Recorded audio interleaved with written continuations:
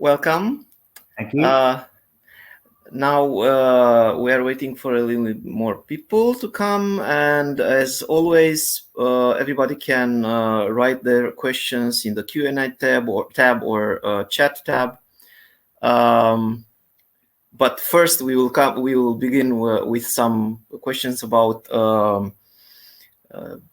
specifically how you are doing to develop a globally successful product. And my first question would be, did we enter the age where when you can develop a successful global product or service from scratch just through remote collaboration, or is it too soon for that? No, I certainly think, Adrian, that this very much sort of in that era, right? So if you think about, chances are that we've been using technology products that were created completely through remote collaboration already, because technology is changing so rapidly. We're noticing the number of online learners massively going up on our platform on Stack Overflow. And by the way, in our latest Stack Overflow developer survey, we saw something like 60% of our respondents said that they learned to code from just online resources like Stack Overflow. And even before the pandemic, developers were learning, new technologies at least once a year on our website. So that in that context, it's like, it's only accelerated, right? And you've got companies. I'll give you a few non-Stack Overflow examples. GitLab was 100%, remote before the pandemic, as we know. And our own product engineering organization in Stack Overflow was 80% remote before the pandemic.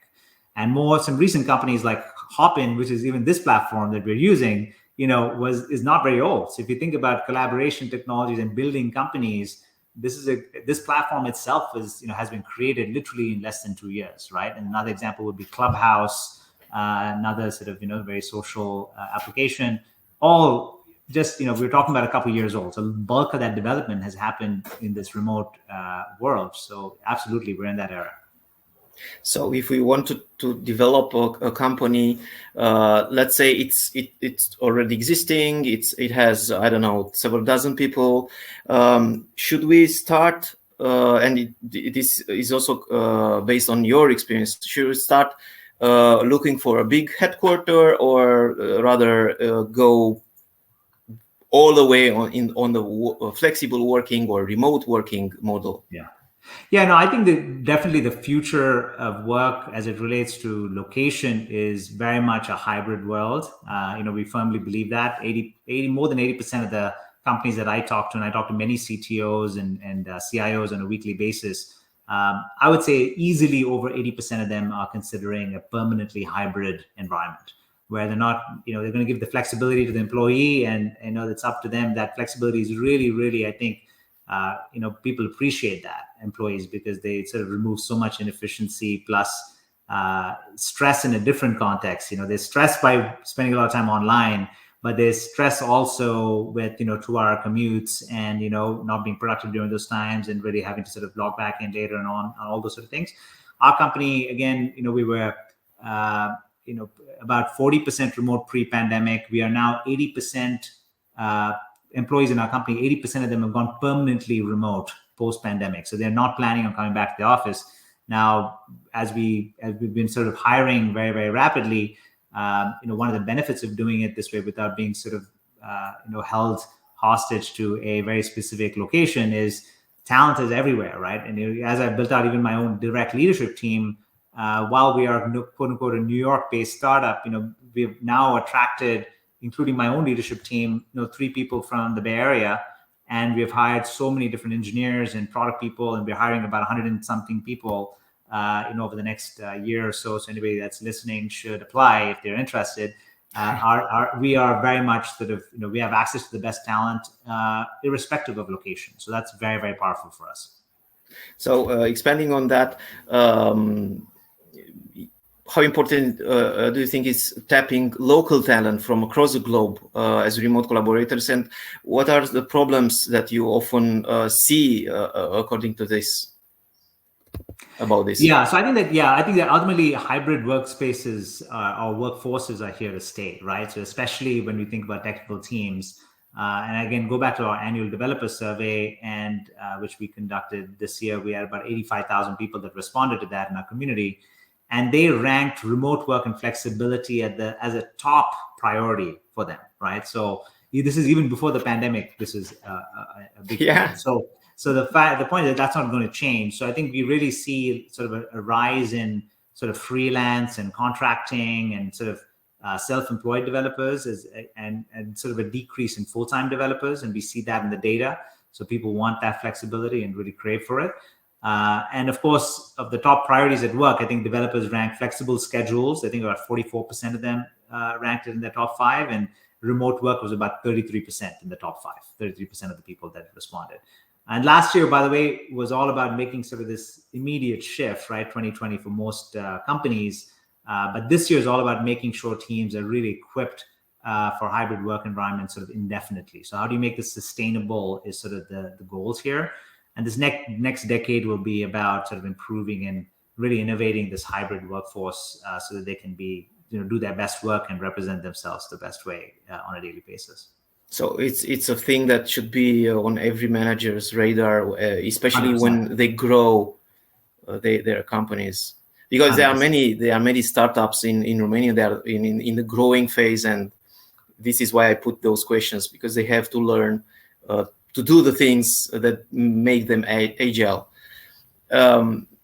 Shifting a little bit towards communities, what should come first when developing a product or a service? Forming a community around it, embedded it in it, or focusing on the product itself and then thinking how to bring people together when it's up and running and has all the features? Right. No, great question. I actually spoke about this in my talk, as you noticed, a little bit of the order of operations. So most companies start with product, build a great brand, then they go about building communities. I think there are many formulas. Most people do it that way. We did it literally the opposite, right? We went community first, built a brand. Now we're on our product journey. We even sort of started in the enterprise, then we moved down to the mid-market. We're going down SMB. So we did everything reverse. And we only launched our freemium product like literally, this past year. But that's again unique. So there's no like one size fits all, I guess is the broad point. But I think community first, there's, when a problem is so large, where people need to organize around it to solve it, not only for themselves, but also for others, right? That they care about, then, ultimately that sort of drives, kind of the momentum to go sort of solve it as a community versus being product focused, which is like really coming from a few individuals trying to solve a problem that they recognize in a very specific sort of area. And that's more traditional in its approach. So I think frequently starting with a strong product, building a strong brand, and then a community around it, I think is the sort of the order. But again, no one size fits all. And like I mentioned, Stack Overflow is very different the way we've done it. Yeah. Let me mention to the audience that I'm still waiting for the questions. But we will continue with another question that I prepped because I'm very interested to know. Some of the biggest companies in the IT world are built around finding, organizing, sharing, structuring information. Is this field still prone to innovations, especially when it comes to communities? Because this is what you experience with Stack Overflow and also with Stack Exchange.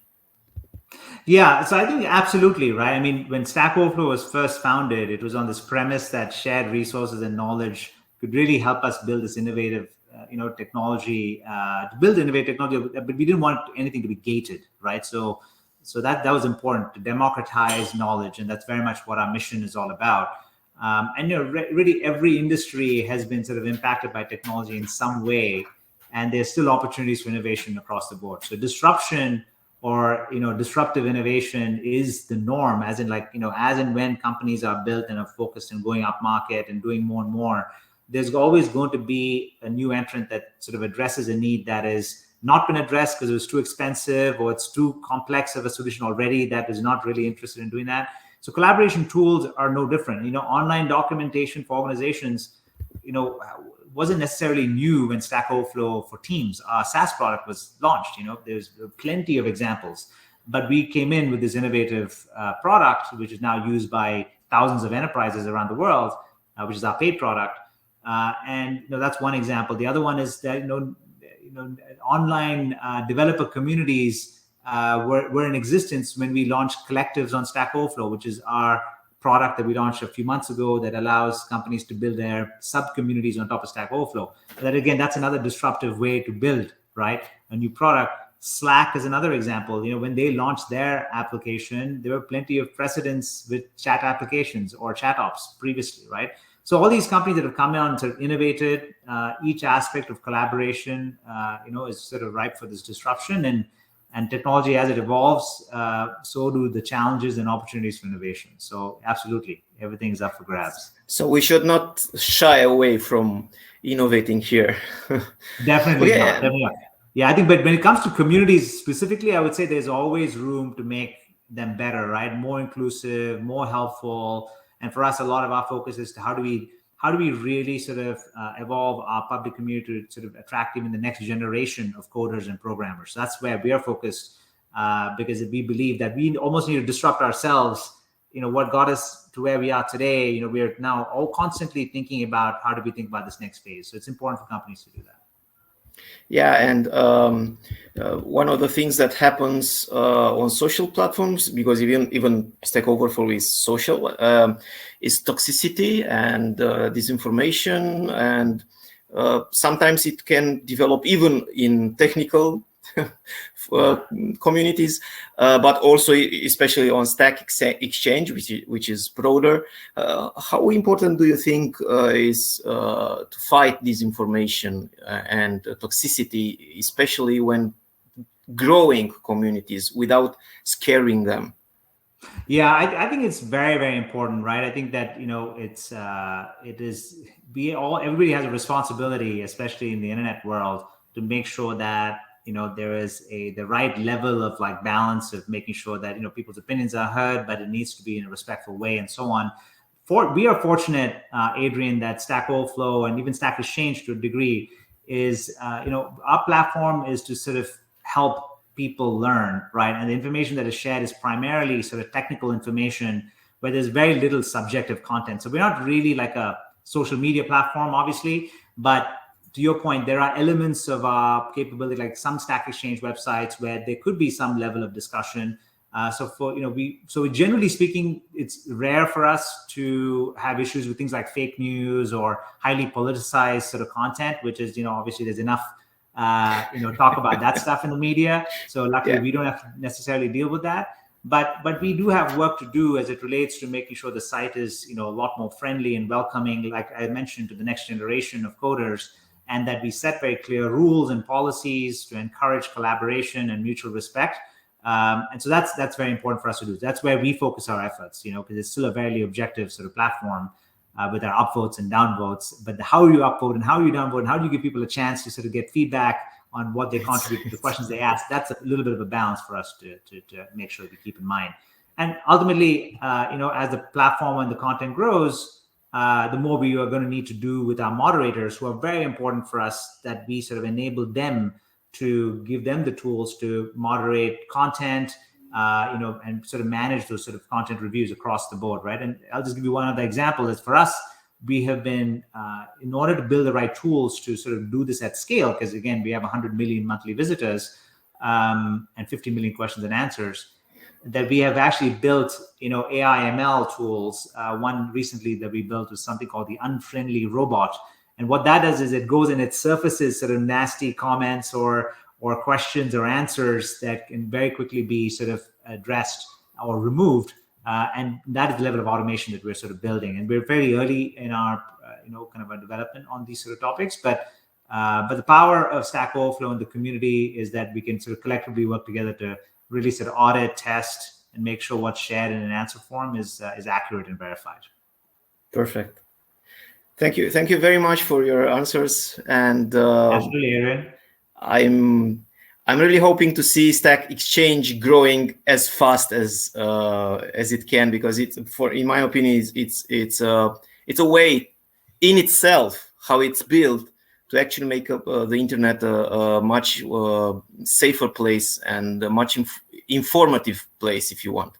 Absolutely. Yeah, no, our hope as well. And so a lot of what we're focused on now with we're now part of the Process Naspers group, as some folks might know. And so we're really excited that we're all about community, and it's all about growth and making sure we make a big impact around the world. So that's what we're up to. So perfect. Thank you very much. Thank you. Thank you, Adrian. Appreciate your time. Bye bye.